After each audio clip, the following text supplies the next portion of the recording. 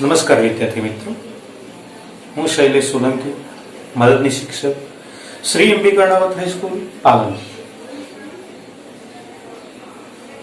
આજે આપણે જેનો અભ્યાસ કરવા જઈ રહ્યા છીએ તે ધોરણ 12 વિષય સંસ્કૃત, પ્રકરણ 11, વિષયાંક દ ઇતિ. વિદ્યાર્થી મિત્રો, અગાઉના લેક્ચરોની અંદર આપણે વેદામૃતમ ભણ્યા અને આ જે વેદામૃતમ છે એ વેદામૃતમની અંદર વૈદિક મંત્રોનો સમાવેશ થયો, જેમાં ઋગ્વેદ, યજુર્વેદ અને અથર્વવેદના મંત્રો હતા. બીજી એક બાબત એમાં આપણે એ જોઈ હતી કે વૈદિક જે સાહિત્ય છે એ વૈદિક સાહિત્યની અંદર 4 વિભાગોનો સમાવેશ થતો હતો, જેમાં સંહિતા, બ્રાહ્મણ ગ્રંથો, આરણ્ય ગ્રંથો અને ઉપનિષદો. આ 4 વિભાગોમાંથી અત્યારે આપણે અહીંયા ચોથો જે વિભાગ હતો ઉપનિષદ, અને એ ઉપનિષદના જે અનુસંધાને આપણે આગળ વધી રહ્યા છીએ. વૈદિક જે સાહિત્ય છે એ વૈદિક સાહિત્યની અંદર ઉપનિષદો એટલે સૌથી છેલ્લે આવતું, અને એટલા માટે એને વેદાંત તરીકે પણ ઓળખવામાં આવે છે. ઉપનિષદો એ વૈદિક સાહિત્યનું અંતિમ સોપાન છે એમ પણ કહી શકાય છે. આ ઉપનિષદ સાહિત્યની અંદર 2 બાબતોનો સમાવેશ થયેલો છે, અને આ 2 બાબતોને લઈને અહીંયા ઉપનિષદો છે એ પ્રસિદ્ધિ ધરાવે છે. એની અંદર પહેલી જે બાબત છે એ પહેલી બાબતની અંદર જે ઉપનિષદો છે એ ઉપનિષદોની અંદર ગહન જે તાત્વિક ચિંતન છે, ગંભીરતાપૂર્વકનું જે તત્વ ચિંતન છે એ તત્વ ચિંતન માટે પ્રસિદ્ધ છે. અને એના બીજી બાજુ જોઈએ તો અહીંયા ઉપનિષદો છે એ ઉપનિષદોની અંદર નાના પ્રકારના આખ્યાનો આપેલા છે, અને આ જે આખ્યાનો છે એ આખ્યાનો દ્વારા માનવ સમાજને ઉપદેશ આપવા માટેનો એમણે પ્રયત્ન કર્યો છે. અને આ રીતે એ બીજી બાબતે પ્રસિદ્ધિ ધરે છે. અહીંયા આપણે દ ઇતિ નામનો જે પાઠ છે, ગદ્ય છે, એ ગદ્ય બૃહદારણ્યક નામનો જે ઉપનિષદ છે એ ઉપનિષદમાંથી લેવામાં આવ્યો છે. બૃહદારણ્યક ઉપનિષદ છે એ ઉપનિષદની અંદર અહીંયા દ ઇતિ નામનું એક પ્રસિદ્ધ જે આખ્યાન છે, અને એ આખ્યાનમાંથી અહીંયા જે અંશ આપણને ભણવા માટે પ્રસ્તુત કરેલો છે. અહીંયા 3 જે દકાર છે એ દકાર દ્વારા ઉપનિષદની અંદર બૃહદારણ્યક જે ઉપનિષદ છે એ ઉપનિષદની અંદર માનવ સમૂહ માટે કંઈક ઉપદેશ આપવા માટેનો પ્રયત્ન કર્યો છે. અને એ ઉપદેશ કેવા પ્રકારનો છે એ અનુસંધાને જોઈએ તો આપણે માનવ સમૂહને લક્ષ્યમાં લેવો પડે, અને માનવ સમૂહને લક્ષ્યમાં લઈએ એટલે કોઈ એક પ્રદેશ, એક વિસ્તાર, એક દેશ માટે નથી. સમગ્ર જે વિશ્વ છે, આખું જે વિશ્વ છે એ વિશ્વને ધ્યાનમાં લઈ અને ઉપદેશો અપાયેલા છે. તો એ અનુસંધાને એને લઈને એને હેતુ સિદ્ધ થતો જે છે એ હેતુને લઈને આપણે જ્યારે વાત કરીએ ત્યારે પૃથ્વી પરનો જે માનવ સમૂહ છે એ સમગ્ર માનવ સમૂહ છે. એ સમગ્ર જે માનવ સમૂહ છે એ સમાન છે. હવે સમાન એટલે કેવી રીતે? તો એનો જે આકાર છે એ આકારથી વિશ્વના તમામ માણસોના માથા જોઈએ તો માથાની જગ્યાએ છે, હાથ જોઈએ તો હાથની જગ્યાએ છે, પગ જોઈએ તો પગની જગ્યાએ છે, કોઈ બીજી જગ્યાએ જોવા મળતા નથી. માણસ છે તો આખા વિશ્વનો માનવ ઉભો ઉભો ચાલે છે. પશુઓની જેમ એને ચાલવું પડતું નથી. તો આમ માનવ સમૂહ છે, આખા વિશ્વનો જે માનવ સમૂહ, એ આખા વિશ્વનો માનવ સમૂહ આ રીતે બાહ્ય દ્રષ્ટિથી જોઈએ તો એક સમાન લાગે, એક સરખો લાગે.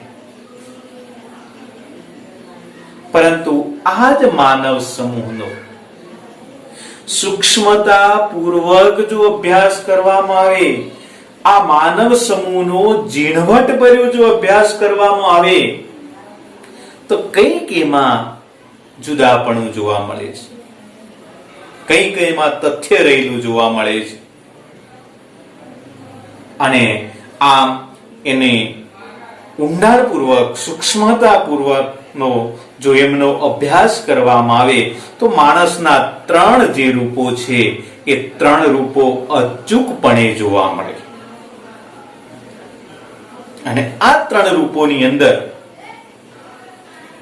જો વાત કરીએ તો માણસ છે એ માણસ ઇન્દ્રિયો જે દમન છે એ ઇન્દ્રિયો દમનથી દૂર રહે છે. ઇન્દ્રિયોને જે સંયમમાં રાખવી જોઈએ એ ઇન્દ્રિયોને સંયમમાં રાખી શકતો નથી. દરેક જે માણસ છે એ માણસ જેમ ઇન્દ્રિય એમને નચાડે એમ ઇન્દ્રિય પ્રમાણે કામ કરે. 5 કર્મેન્દ્રિયો જે છે એ 5 કર્મેન્દ્રિયો જેમ એમને નચાડે છે એ રીતે માણસ નાચનારો છે. બીજા પ્રકારના માણસોની જો વાત કરીએ તો આખા વિશ્વમાં રહેલા જે માણસો છે, બીજા પ્રકારની અંદર રહેલો માણસ છે, એ માણસને જો જોઈએ તો ઘણા માણસો વિશ્વની અંદર એવા છે કે એમની પાસે અઢળક સાધન સામગ્રી છે. આ અઢળક સાધન સામગ્રી હોવા છતાં પણ એ દાન કરવાનું કંઈ સમજતો જ નથી. દાન કરવાનું આવે ને એટલે એનું મન નાનું થાય, પોતે જ ભોગવવા માટે એ તત્પર બને. આમ તો ઉપનિષદોની અંદર કીધું છે તેન તક્તેન ભુંજીથા, ત્યાગીને તારે ભોગવવું જોઈએ. જે સંપૂર્ણ છે, આખું જગત છે, જગતની અંદર જે કંઈ ઉત્પન્ન થયેલું છે એ ઈશ્વરની દેણ છે. અને ઈશ્વરની દેણ હોવાના કારણે એનો તારે ભોગવટો તો કરવાનો છે, પણ તારી જરૂરિયાત છે એ જરૂરિયાત પૂરતો ભોગવટો કરવાનો છે. અને એ પણ ત્યાગીને તારે ભોગવવાનું છે. મારું છે એ રીતે નહીં, પણ મને ઈશ્વરે આપ્યું છે અને એ ભોગવવાનું છે. એ રીતે ત્યાગી અને ભોગવવાની વાત છે. પણ એ ત્યાગીને ભોગવી શકતો નથી. એની અંદર એટલો બધો રચ્યો પચ્યો બની જાય છે કે એની અંદર એની પાસે અઢળક જો ધન સંપત્તિ હોય તો પણ જરા પણ આપવા માટે તૈયાર થતો નથી.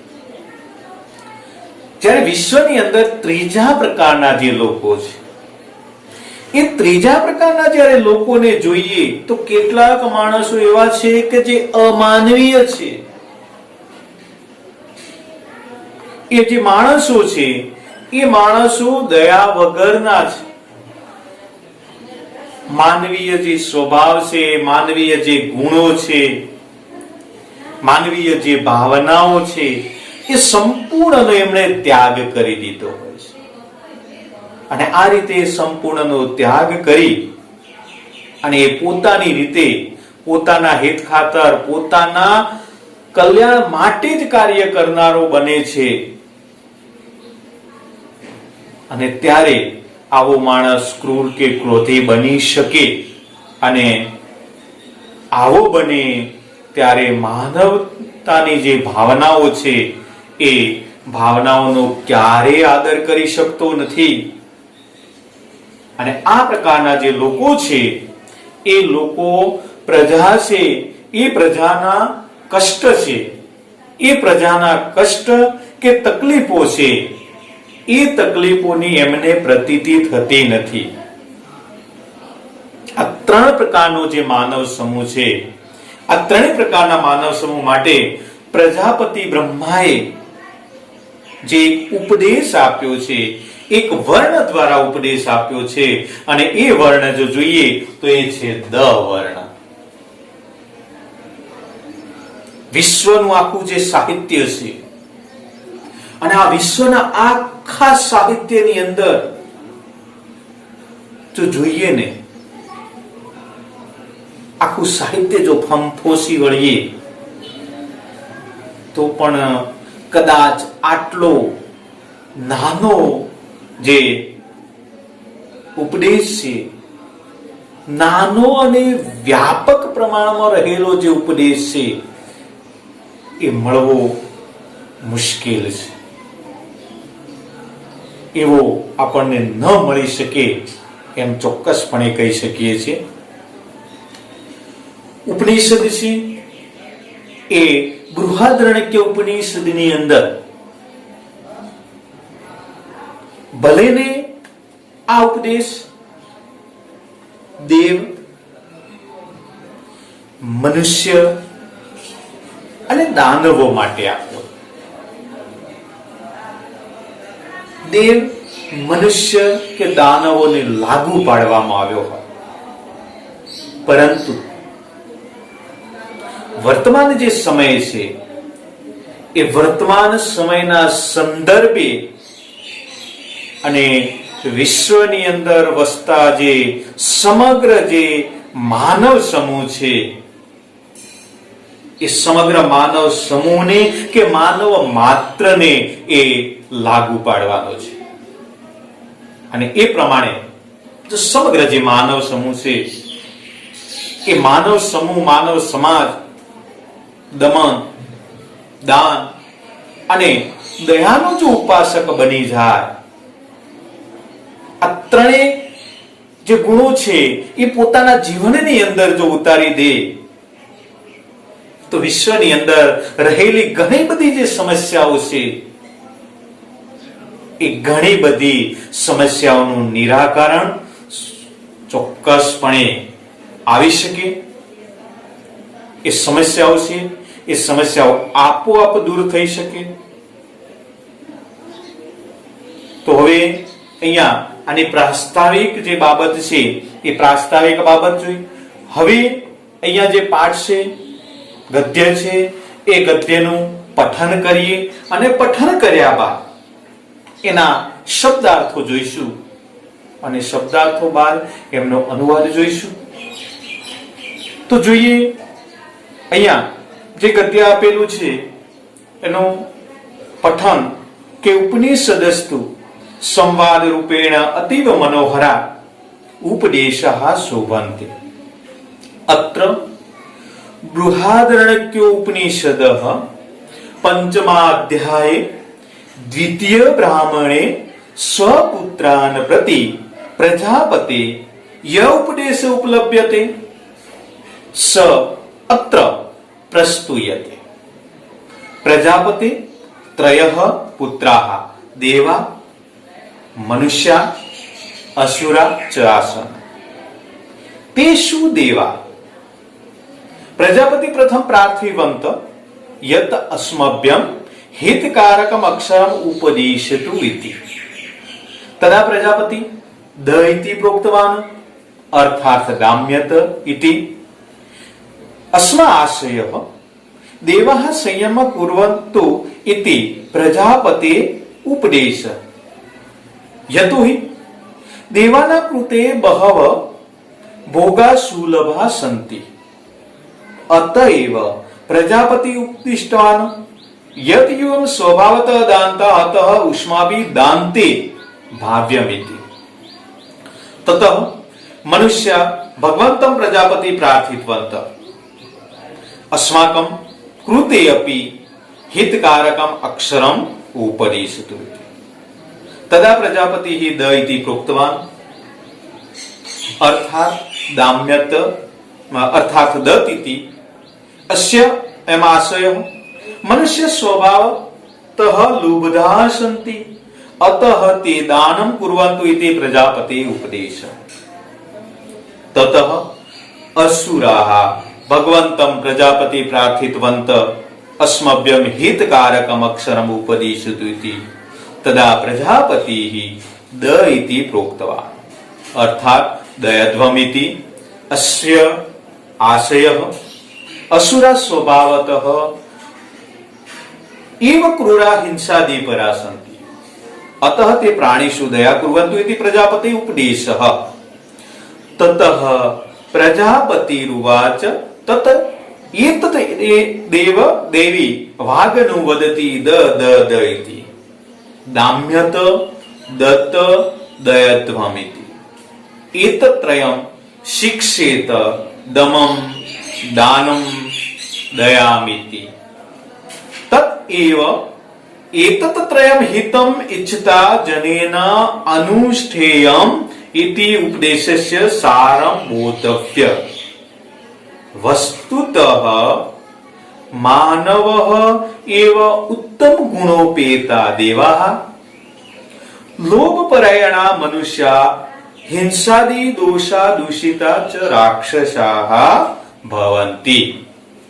अतः मनुष्ये यथा प्रकृति यथा कालम दकारार्थ स्वीकृत्य उत्तम भाव्य इति भावः। तो હવે અહીંયા એમના શબ્દાર્થો થોડા જોઈ લઈએ।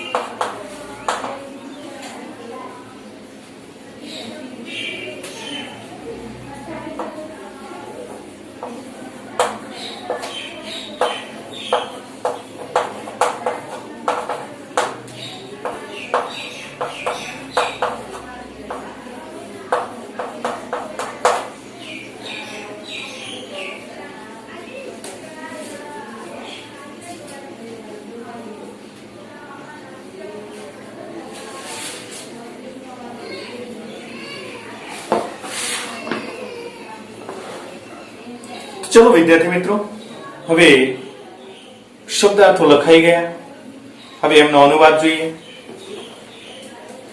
ઉપનિષદસ્તુ સંવાદ રૂપેણ અતીવ મનોહર ઉપદેશા શોભંતે. કે ઉપનિષદોમાં સંવાદ રૂપે અત્યંત સુંદર ઉપદેશ શોભે છે. અત્ર બૃહાદરણ્યક ઉપનિષદ. અહીંયા બૃહાદરણ્યક ઉપનિષદના પંચમા અધ્યાય, પાંચમા અધ્યાયના દ્વિતીય બ્રાહ્મણે, બીજા બ્રાહ્મણમાં સ્વપુત્રાન પ્રતિ પ્રજાપતે, પ્રજાપતિએ પોતાના પુત્રો પ્રત્યે યૌપદેશ ઉપલભ્યતે, જે ઉપદેશ કહ્યો છે, સો અત્ર પ્રસ્તુયતે, તે અહીંયા રજૂ કરેલો છે. કે ઉપનિષદસ્તુ સંવાદ રૂપેણ અતીવ મનોહર ઉપદેશા શોભંતે. કે ઉપનિષદોમાં સંવાદ રૂપે અત્યંત સુંદર ઉપદેશ શોભે છે. અત્ર અહીં બૃહાદરણ્યકના પંચમા અધ્યાય, પાંચમા અધ્યાયના દ્વિતીય બ્રાહ્મણે, બીજા બ્રાહ્મણમાં પ્રજાપતિએ સ્વપુત્રાન પ્રતિ, પોતાના પુત્રોને યૌપદેશ ઉપલભ્યતે, જે ઉપદેશ કહ્યો છે, સો અત્ર પ્રસ્તુયતે, તે અહીંયા ત્યારે રજૂ કર્યો છે. પ્રજાપતિ ત્રય પુત્ર દેવા મનુષ્ય અસુરા ચ આસન.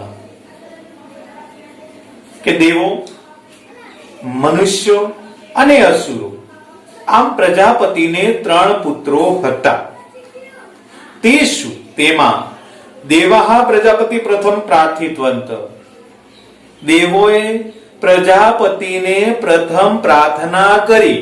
યત, જે અસ્વભ્યમ, અમારા માટે હિતકારકમ, હિતકારી અક્ષરમ, અક્ષર ઉપદેશિત ઇતિ, ઉપદેશ આપ. કે જે અમારા માટે હિતકારી અક્ષર હોય તેનો ઉપદેશ આપો એમ. તદા પ્રજાપતિ દ ઇતિ પ્રોક્તવાન. ત્યારે પ્રજાપતિએ દ એમ કહ્યું, અર્થાત દામ્યત ઇતિ, અર્થાત સંયમ જાળવો એમ. અસ્ય આશય, આનો આશય એ છે કે દેવાહ સંયમ કુર્વંતુ ઇતિ પ્રજાપતિ ઉપદેશ. કે દેવોએ સંયમ જાળવવો જોઈએ એમ પ્રજાપતિનો ઉપદેશ છે. યતોહિ, કારણ કે દેવાના કૃતે બહવલ ભોગા સુલભા સંતિ. કારણ કે દેવોના માટે ભોગો છે સરળતાથી ઉપલબ્ધ થાય છે, મળી રહે છે. અતઃ, આથી તેઓ પ્રજાપતિ ઉપદેશ, પ્રજાપતિએ કહ્યું, ઉપદિષ્ટવાન, ઉપદેશ આપ્યો, કહ્યું કે યત યુવમ સ્વભાવત અદાનતા. આથી તેઓ સ્વભાવે અસંયમી હોય છે. અતઃ, આથી ઉષ્માભિઃ, તેમણે દાંતે ભાવ્યમિતિ, સંયમી બનવું જોઈએ. ફરી એક વખત. પ્રજાપતિ ત્રય પુત્ર દેવા મનુષ્ય અસુરા ચ આસના. કે દેવો, મનુષ્યો અને અસુરો એમ પ્રજાપતિને 3 પુત્રો હતા. તે શું દેવાહા, તેમાં દેવોએ પ્રજાપતિ પ્રથમ પ્રાર્થિત્વંત, દેવોએ પ્રજાપતિને પ્રથમ પ્રાર્થના કરી. યત અસ્મક્યમ હિતકારકમ અક્ષરમ ઉપદેશિત, જે અમારા માટે હિતકારી અક્ષર હોય એનો ઉપદેશ આપો એમ. તદા પ્રજાપતિ દ ઇતિ પ્રોક્તવાન. ત્યારે પ્રજાપતિએ દ એમ કહ્યું, અર્થાત દામ્યત ઇતિ, અર્થાત દમન કરવો, સંયમ જાળવો.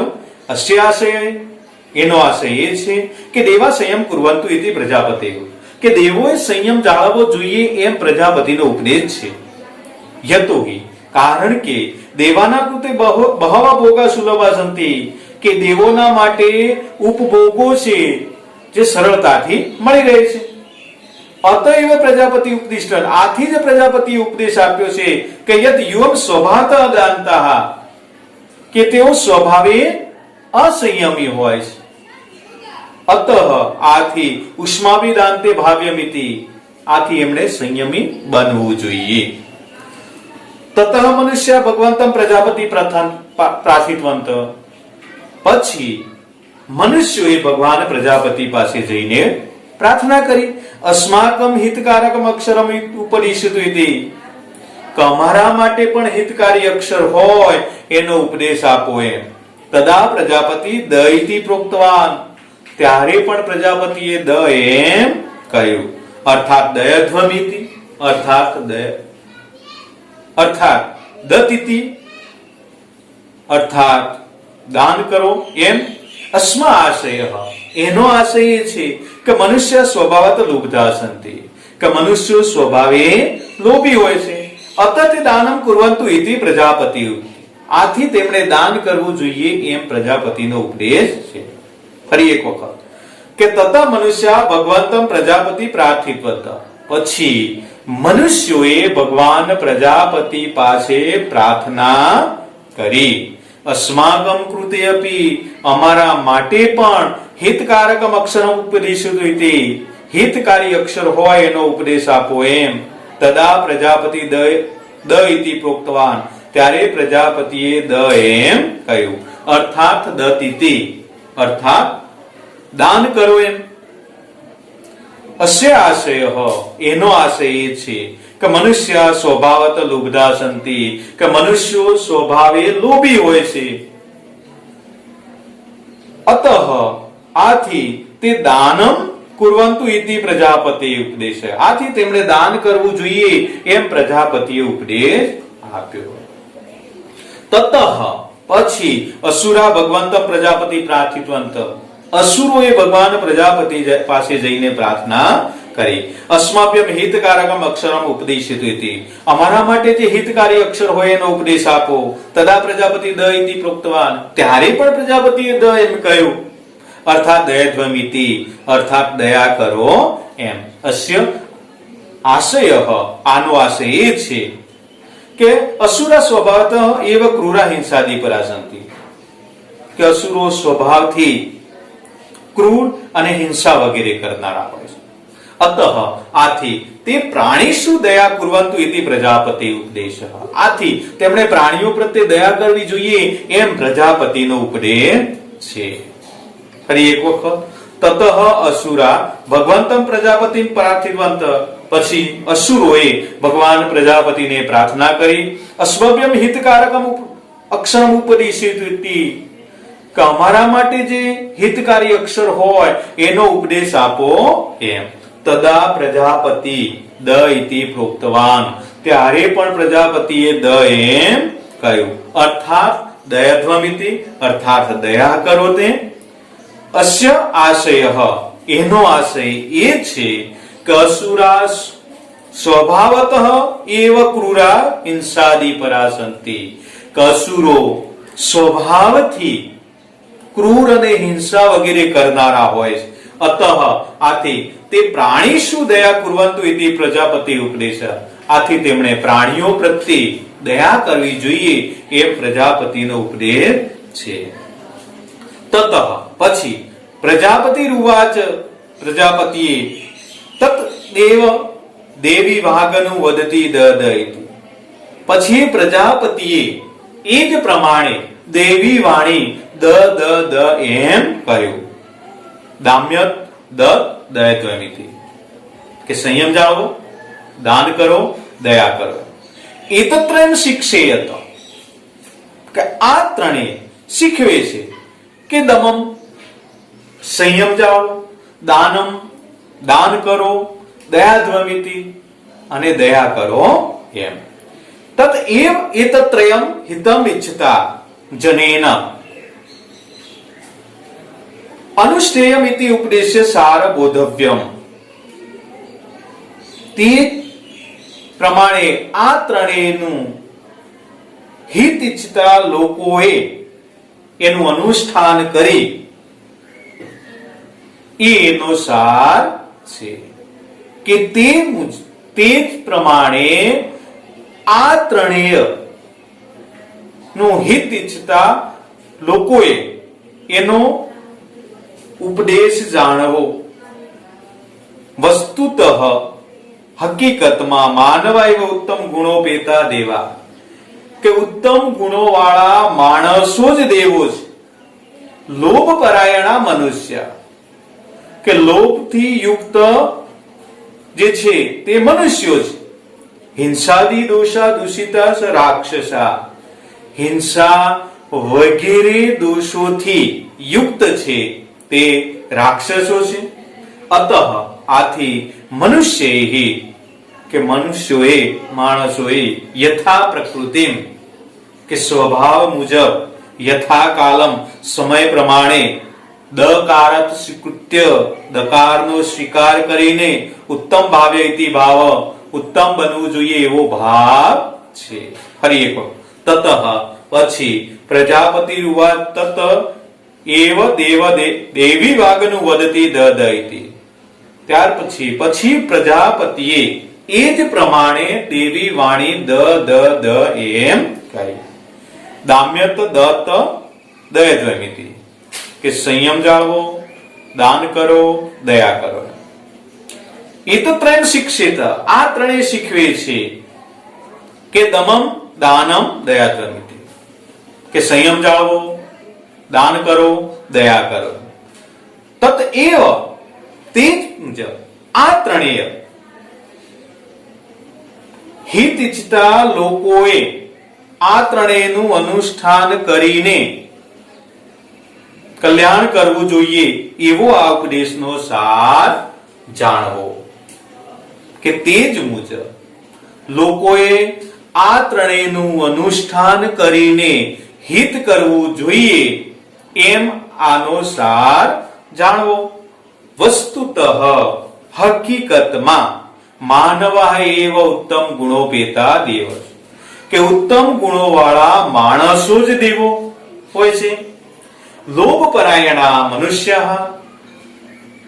કે લોભથી યુક્ત છે એ મનુષ્યો હોય છે. હિંસાદી દોષા દૂષિતા છે રાક્ષસા, અને હિંસા વગેરે દોષોથી યુક્ત છે એ રાક્ષસો હોય છે. અતઃ આથી મનુષ્ય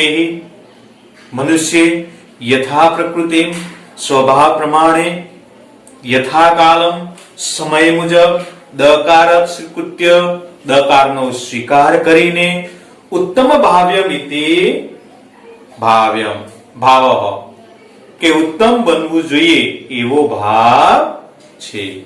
તો અહીંયા 11મું પ્રકરણ દ દ ઇતિ પૂર્ણ થાય છે. ફરી મળીશું આવનારા પ્રકરણમાં. ધન્યવાદ. નમસ્કાર.